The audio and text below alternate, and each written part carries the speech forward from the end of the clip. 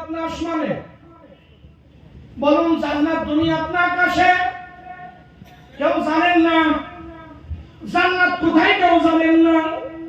আইরে কেমন মুসলমান, এখন যদি জিজ্ঞাসা করা হয় রোনাল্ডোর বাড়ি কই, কবার ভাবো না নাকি? যদি জিজ্ঞাসা করা হয় সোনিয়া গান্ধীর জামার নাম কি, কবার ভাবো না নাই? কথা বলুন, কয়বার ভাবো না নাই? আমি জিজ্ঞাসি জান্নাত দুনিয়াত না আসমানে? কেউ কবার ভাই না। বহুতে ভাবতেছে হুজুর কোনটা করে কোনটা হয়, দরকার কি আন্নেটা নেই। ঠিক না?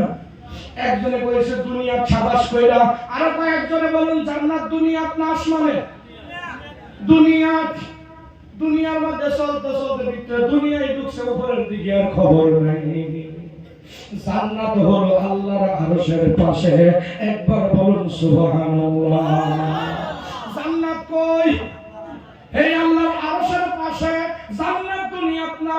এখন বলুন জাহান্নাম দুনিয়াত না আকাশে? হ্যাঁ, এটা সত্য হইছে।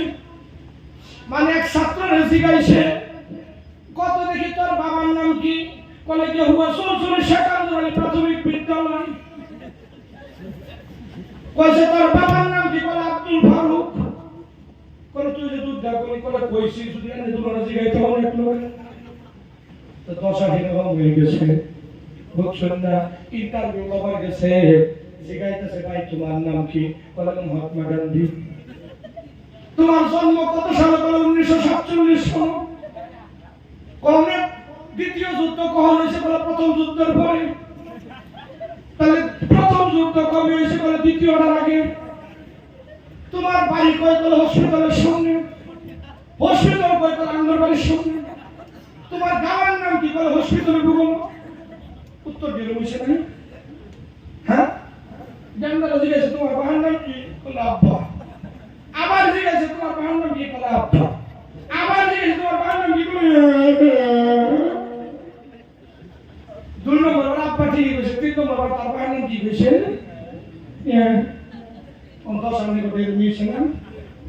জান্নাত দুনিয়া, জাহান্নাম দুনিয়া। তাহলে হুজুর দুনিয়ার দর্শি দর্শি সাতটা এক করে তো সত্য হতো, ঠিক না? তো আমার বন্ধুগণ, জাহান্নাম দুনিয়া আর জান্নাত হলো আল্লাহর আরশে।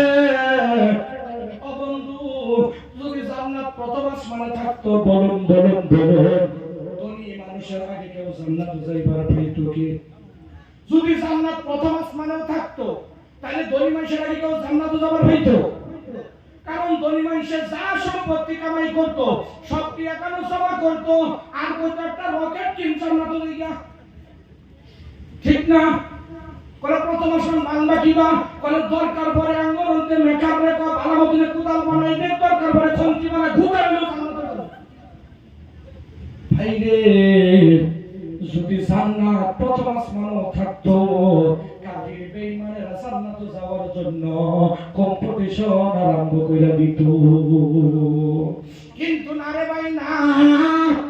এই দুনিয়া থেকে প্রথম আসমান যতটুকু দূরে, ওই আসমান থেকে দ্বিতীয় আসমান আরো ততটুকু দূরে, ওই আসমান থেকে তৃতীয় আসমান আরো দূরে, ওই আসমান থেকে চতুর্থ আসমান আরো দূরে, ওই আসমান থেকে পঞ্চম আসমান আরো দূরে, ওই আসমান থেকে ষষ্ঠম আসমান আরো দূরে, ওই আসমান থেকে সপ্তম আসমান আরো দূরে।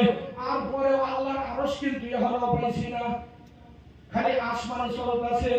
আল্লাহর আরশটা হলো এই 7টা আসমান যেটানি সব মিলে দূরে, আল্লাহর আরশটা থেকে আরো একটানি দূরে। জান্নাত যাইতে গেলে তো তামসা।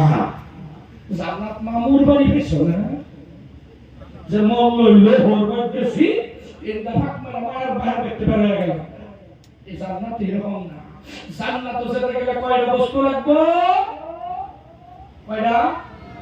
2টা। 1 নম্বর কি লাগবে? আল্লাহর কোরআন কিতাবুল্লাহ, আর 2 নম্বর লাগবে সুন্নতে রাসূলুল্লাহ।